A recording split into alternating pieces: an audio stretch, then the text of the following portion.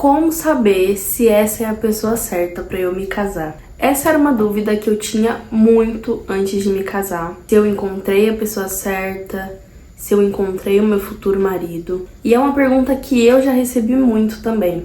Camille, como que você soube que o Elias era a pessoa certa? Vamos lá, quem sabe eu consigo te ajudar. Primeiro lugar, a pessoa com quem você vai se casar tem que estar alinhado com a Bíblia.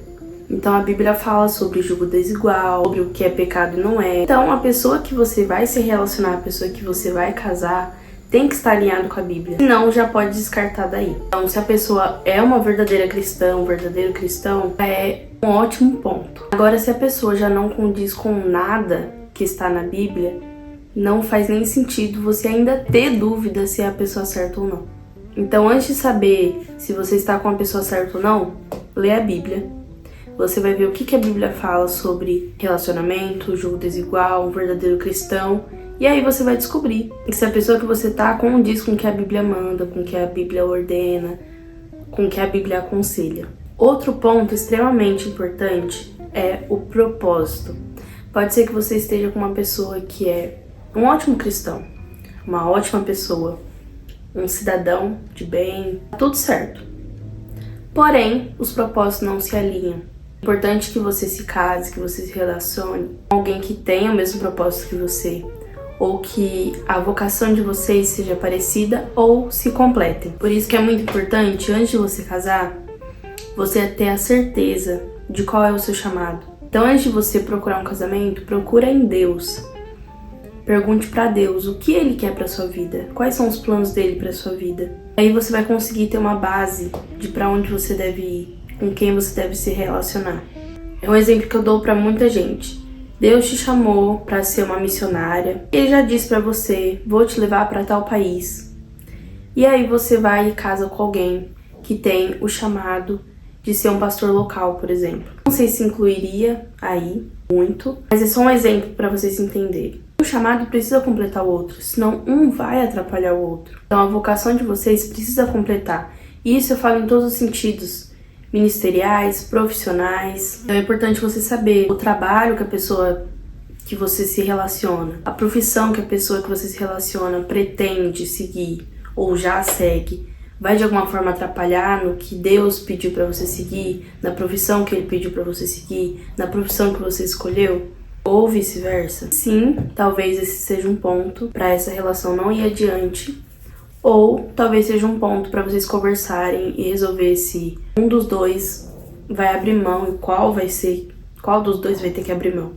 Mais uma vez, indo para esse lado da localização, se o seu futuro esposo quiser seguir um trabalho que talvez precise dele em outro país, em outra cidade, e para você é inegociável se mudar. Você não aceita, você não quer de jeito nenhum sair do local que você mora, sair da cidade que você mora, já é um ponto que deve ser pensado. Seria algo que você abriria a mão? Se sim, tudo bem. Ou ele abriria a mão? Se sim, tudo bem. Se não, não façam isso. E tem que ser algo que seja muito bem conversado. Vocês precisam sentar e alinhar. Eu realmente vou abrir mão disso por você? Ou você realmente vai abrir mão disso por mim? Precisa ser muito bem acordado. Porque também não adianta você casar com a esperança que a pessoa vai mudar de ideia. Isso pode gerar brigas, isso pode gerar conflitos e até, dependendo dos casos, até uma separação futuramente. Porque a pessoa pode chegar e falar, mas esse era o meu sonho, você atrapalhou o meu sonho. E ela acaba desistindo desse casamento porque o sonho dela é maior do que o casamento. Então, se um dos dois não aceita abrir mão de uma forma genuína, não vai dar certo.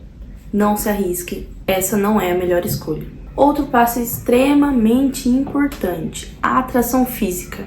Só se case se você sentir atração física pela outra pessoa. Isso é extremamente importante. Se você não tem desejo pelaquela pessoa que você está namorando, que você está noiva, não dê o passo do casamento. Você precisa ter atração física por aquela pessoa.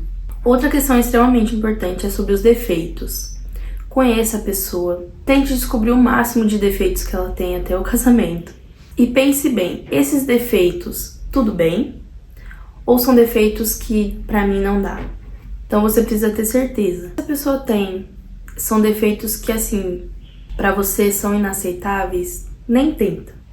Porque quando casa, sempre a tendência é piorar e não melhorar. Então, se você vê uma pessoa desorganizada no namoro, no casamento vai ser o triplo. Se você vê uma pessoa grosseira no namoro, no casamento vai ser o triplo.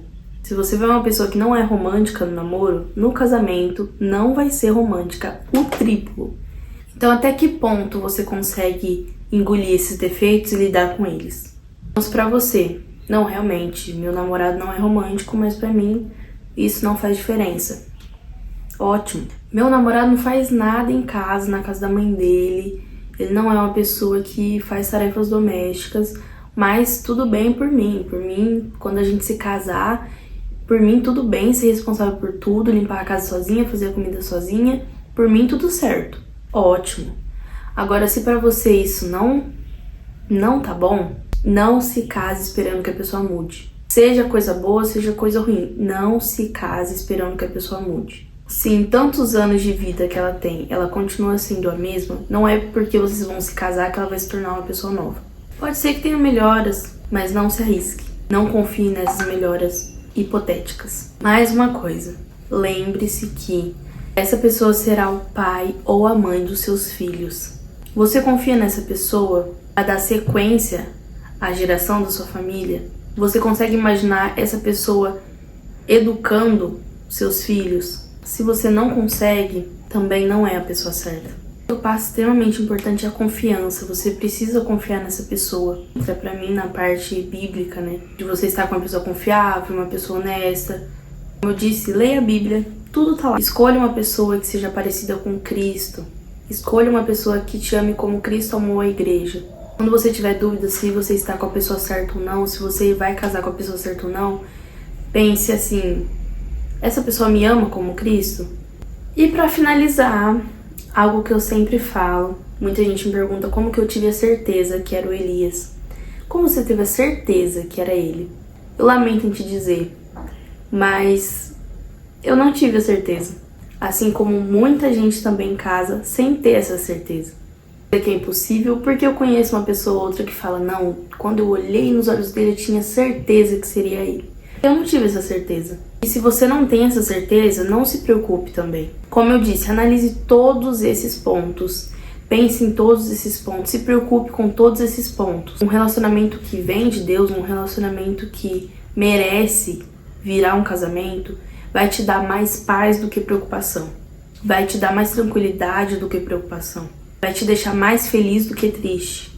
Mas mesmo com tudo isso, muito bem alinhado, eu não tinha certeza se era o Elias ou não. Porque o casamento é uma decisão muito séria.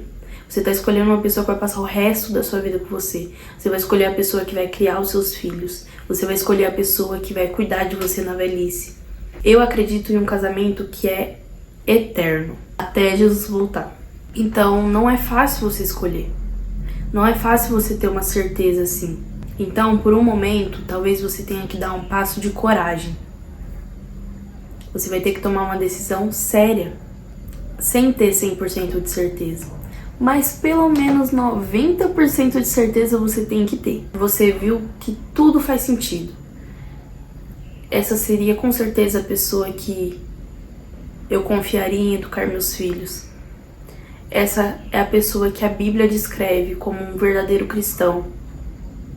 Essa pessoa é aprovada pela minha família, é aprovada pelos meus pais, é aprovada pelos meus amigos. Essa pessoa me ama como Cristo amou a igreja.